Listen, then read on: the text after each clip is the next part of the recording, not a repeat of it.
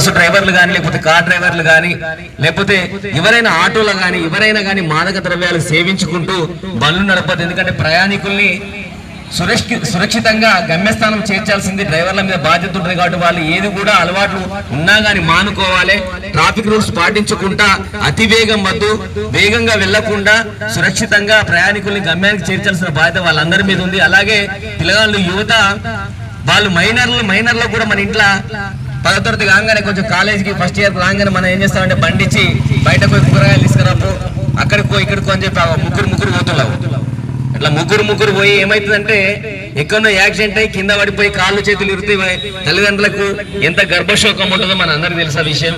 వాళ్ళు ఏంటంటే హెల్మెట్ పెట్టుకోరు. హెల్మెట్ పెట్టుకోకుండా పడితే తలకేదైనా అయింది అనుకోండి, వాళ్ళు కోమాలకు వెళ్ళిపోతే వాళ్ళ జీవితాంతం మనం బాధపడుకుంటూ, కన్నందుకు మన జీవితాంతం బాధపడుకుంటూ ఉండాల్సిన పరిస్థితి ఉంది.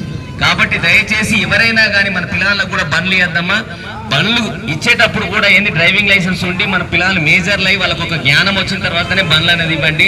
చిన్న పిల్లలకు బండ్లు ఇస్తే 25,000 రూపాయల జరిమానా అనేది విధించడం జరుగుతుంది. ప్రభుత్వం కఠిన నిర్ణయాలు తీసుకుంటుంది.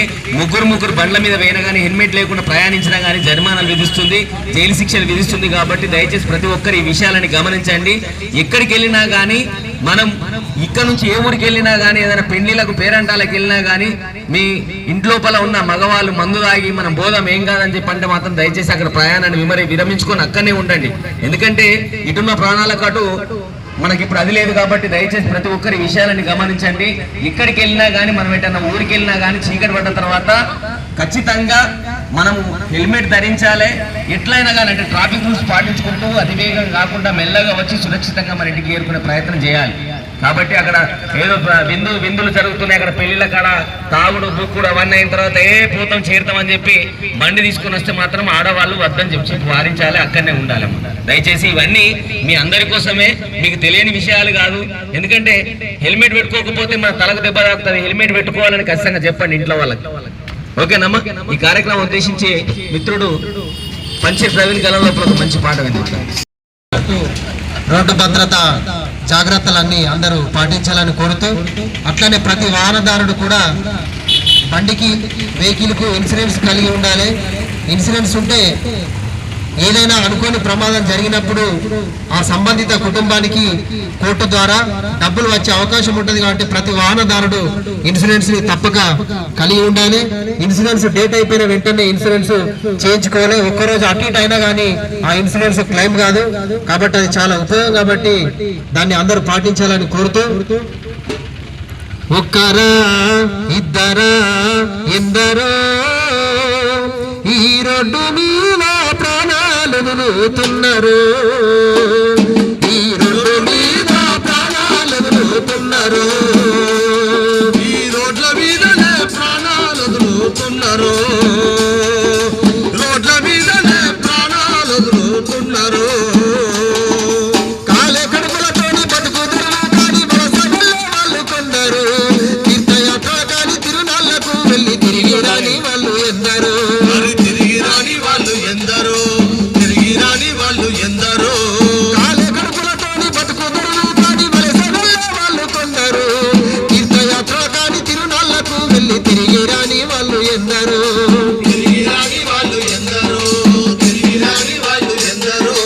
ఒక్కగారు పైకుని నడుపుకుంటూ బతుకులు దాచారు ఎందరో, ఒక్కరా ఎందరో ఎందరో ఈ రోడ్డు మీద ప్రాణాలు వదులుతున్నారు, ఈ రోడ్డు మీద ప్రాణాలు వదులుతున్నారు. కాళ్ళు చేతులు పోయి చావు బతుకుల మధ్య సచ్చి బతికేటోళ్ళు కొందరు, ఇంటి దిక్కు పోయి ఇంటిల్లి పాదిని సంపుకున్న వాళ్ళు ఎందరో, సంపుకున్న వాళ్ళు ఎందరో, సంపుకున్న వాళ్ళు ఎందరో.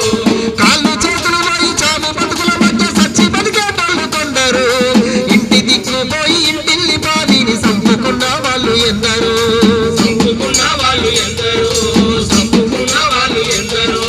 అమ్మ నాన్నలు పోయి ఆదరణ కరువై అలమటించే పిల్లలెందరో, ఒక్కరా ఎందరో ఈ రోడ్డు మీద ప్రాణాలు వదులుతున్నారు, ఈ రోడ్డు మీద ప్రాణాలు వదులుతున్నారు. లైసెన్స్ లేకుండా ఇన్సూరెన్స్ లేక బండ్లు నడిపే వాళ్ళు ఎందరో, కొత్త